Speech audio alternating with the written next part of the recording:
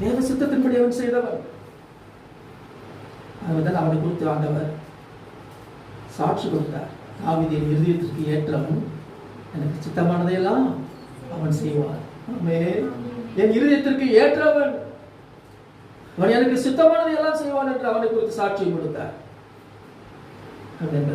சித்தமானபடி ஊழியம் செய்து பின்பு முடிக்கிறேன் என்று சொல்லப்பட்டிருக்கிறது. என்னது மரணத்தை சந்தித்தான். நான் எல்லாரும் எல்லாவற்றையும் செய்து முடிக்க வேண்டும். சொல்றோம். அது மாத்திரமல்ல, சொல்றோம் சித்தம் செய்கிறவர்கள் தான் பரலோக ராஜ்யத்திலே பிரவேசிக்க முடியும் என்று பார்க்கிறோம்.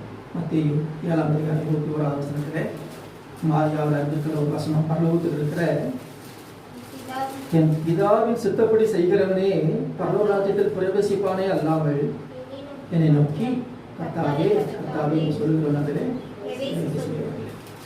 கர்த்தாவேன்னு சொல்லுவது தப்பு இல்லை. ஆனால் கர்த்தாவேன்னு சொல்லிட்டு சித்தம் செய்யாம விட்டுறக்கூடாது. கர்த்தாவே கர்த்தாவேன்னு சொல்லுகிறது தப்பு இல்லை.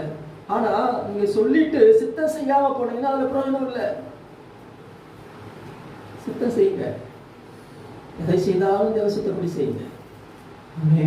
அதான் நீ தலைப்பாத்தா எதை செய்தா, என்ன வேலை பார்த்தாலும், என்ன படிப்பா இருக்கலாம், வேலையா இருக்கட்டும், தீவிரமா இருக்கட்டும், சோதனம், திருமண காரியங்கள், தொழில் காரியங்கள், எல்லாவற்றிலையும் நீ சித்தம் என்னப்பா, நீ சித்தம் என்ன கேளு, கம்பளா கேளுங்க. தாவீது கேட்டா, இது சவுல் கேட்டான் அல்லவா, என்ன செய்ய சித்தமா கேளுங்க. கேட்டீங்கன்னா அழகாக நடத்துவார். அதான் சித்தம் செய்தவர்கள் தான் பரலோக ராஜ்யத்தில் என்ன செய்ய முடியும், பிரவேசிக்க முடியும்.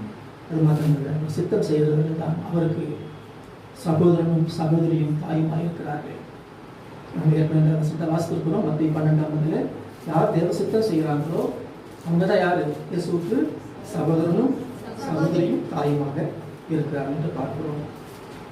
அது மாத்திரமில்லை, 1 யோவான் 2:17 சொல்கிறது, உலகமும் அது நிச்சயம் ஒழிந்து போகும், தேவனுடைய சித்தத்தின்படி செய்கிறவன் எவனோ என்றென்றைக்கும் நிலைத்திருப்பான். 1 யோவான் 2:17 வாசிக்கிறீங்களா? உலகமும் அது நிச்சயம் ஒழிந்து போகும், தேவனுடைய சித்தத்தின்படி செய்கிறவனோ என்றென்றைக்கும் நிலைத்திருப்பான். என்றென்றைக்கு நிலைத்திருக்கணும், அசையாமல் நிலைத்திருக்கணும் அப்படின்னா ஒன்று புரிந்து கொள்ளுங்க, சித்தத்தின்படி செய்யுங்க. யாரும் உங்களை அசைக்க முடியாது.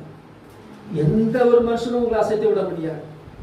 தேவ சித்தத்தின்படி செய்கிறவனோ என்றென்றைக்கும் நிலைத்திருப்பான். ஆமே. எந்த பொல்லாத சக்தியோ எந்த ஒரு பொல்லாத மனுஷர்களோ உங்களை அசைக்க முடியாது என்பதை தெளிவாக புரிந்து கொள்ளுங்கள்.